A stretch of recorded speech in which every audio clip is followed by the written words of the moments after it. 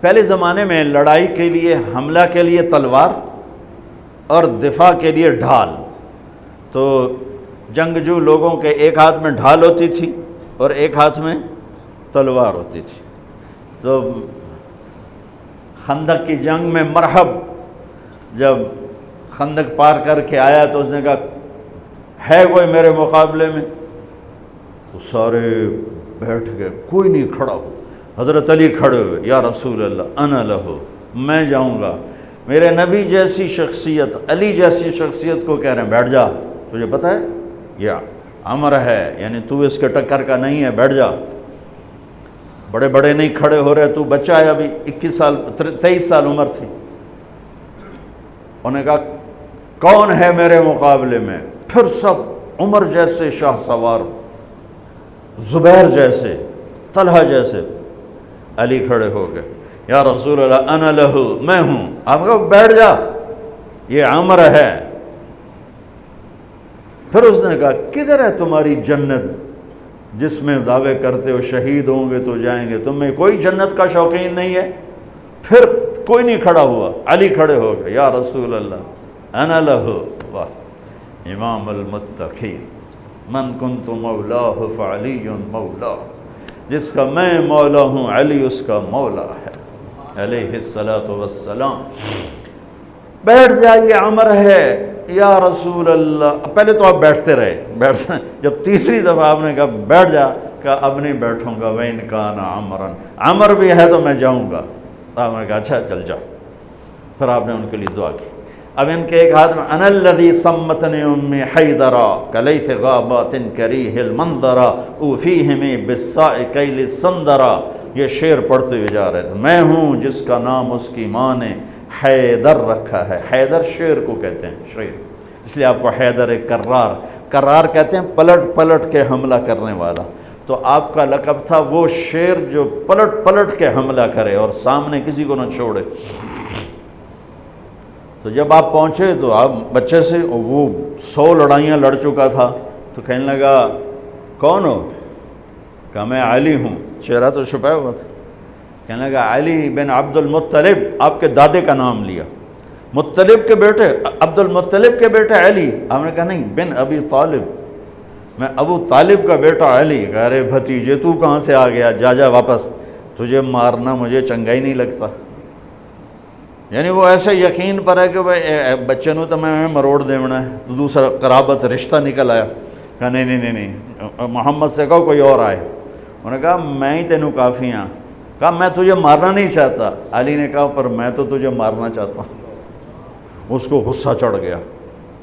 اس نے آ کے جو ادھر کے وار کیا تو حضرت علی نے ڈھال پہ روکا. وہ میں بتا رہا ہوں کہ ڈھال کا تصور کیا ہے. اس پر یہ سارا واقعہ مجھے یاد ہے کہ دشمن کے وار کو ڈھال پہ روکا جاتا تھا. تو پھر اس میں جس کا داؤ پہلے لگ جاتا وہ پار ہو جاتا. تو اس نے 2-3 وار کیے، حضرت علی نے ڈھال پہ روکے.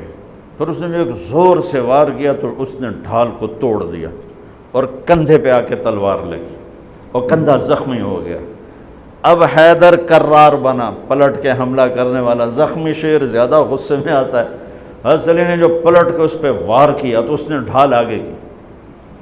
تو علی کی تلوار نے ڈھال کو توڑا اور کندھے پر لگی. اس کی بھی کندھے پر لگ کے بس طاقت ختم ہو گئی. لیکن کرار کی تلوار ڈھال کو توڑا، کندھے کو توڑا اور پوری باڈی کو چیر کے 2 حصوں میں پھینک دیا.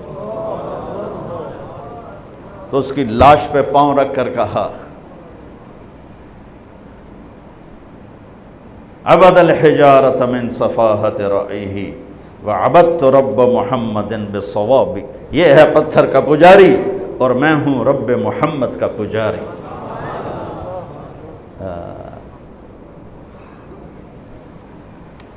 علی تقتحم الفوارس هكذا عني وعنهم أخروا أصحابي عبد الحجارة من صفاحة رأيه وعبدت رب محمد بالصواب وعفت عن أثوابه ولونني كنت المقتر بزني أثوابي لا تحسبن الله خاذل دينه ونبيه يا معشر الأحزاب.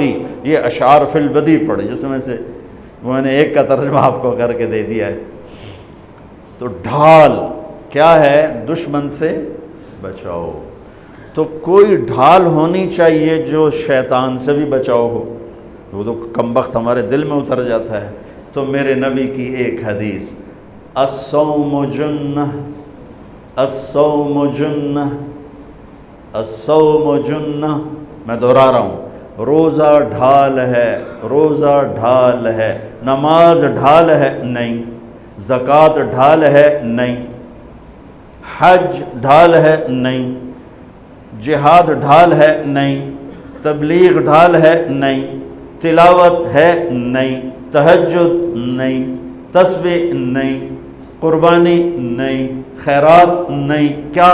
روزہ شیطانی لشکر کے خلاف ڈھال ہے۔ اس لیے میرے نبی رمضان کے آنے کو پورا سیلیبریٹ کرتے تھے۔ اتنا نہ حج، نہ نماز، نہ روزہ، نہ زکوٰۃ، جتنا حج کو، روزے کو میرے نبی استقبال کرتے تھے۔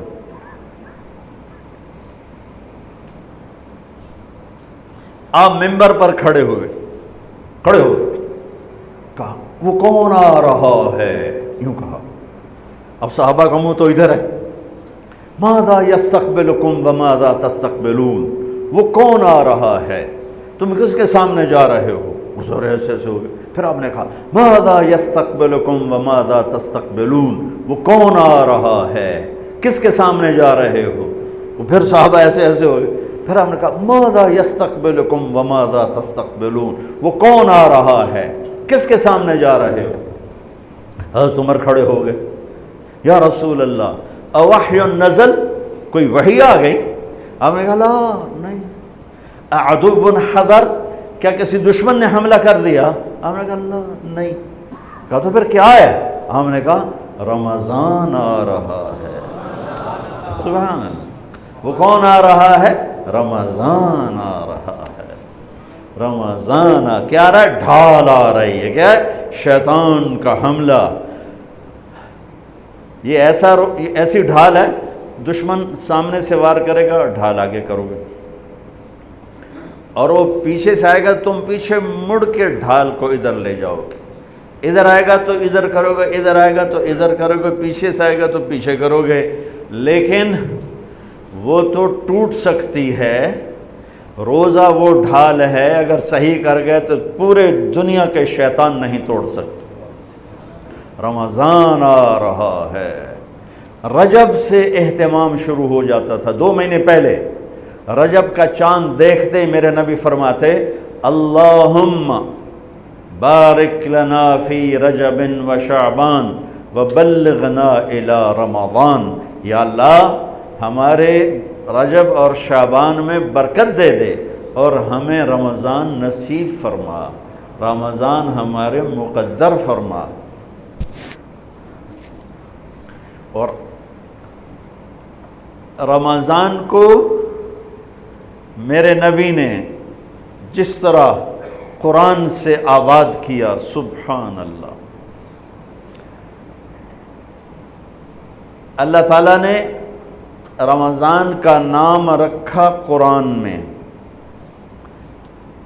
محرم، صفر، ربیع الاول، ربیع الثانی، جمادی الاولی، جمادی الثانی، رجب، شعبان، شوال، ذوالقعدہ، ذوالحج، 11 مہینوں کے نام عربوں نے خود رکھے۔